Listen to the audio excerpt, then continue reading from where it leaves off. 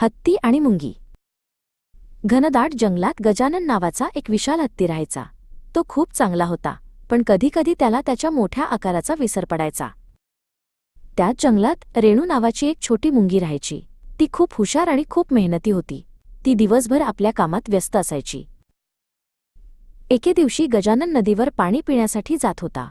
तो मोठ्याने चालत होता आणि त्याची पावले जमिनीवर जोरजोराने पडत होती. रेणू एका झाडाच्या मुळाशी आपले घर बनवत होती. गजाननच्या धडधडीमुळे तिची मातीची भिंत कोसळली. अरे देवा, रेणूने ओरडून म्हटले. हा मोठा हत्ती किती निष्काळजी आहे. गजाननने तिला पाहिले नाही. तो पुढे निघून गेला. थोड्या वेळाने नदीच्या काठावर गजाननची सोंड एका मोठ्या दगडाखाली अडकली. तो खूप घाबरला आणि वेदनेने ओरडू लागला. कोणी आहे का? मला मदत करा. गजानन मोठ्याने हाका मारू लागला, पण त्याच्याजवळ कोणीच नव्हते.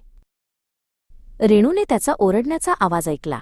जरी गजाननमुळे तिचे घर तुटले होते, तरी तिने मदत करण्याचा निर्णय घेतला. गजानन दादा, घाबरू नका, रेणू मोठ्याने ओरडली. तिने पटकन जाऊन दगडाखालील माती आणि बारीक गवत बाजूला सरकवायला सुरुवात केली.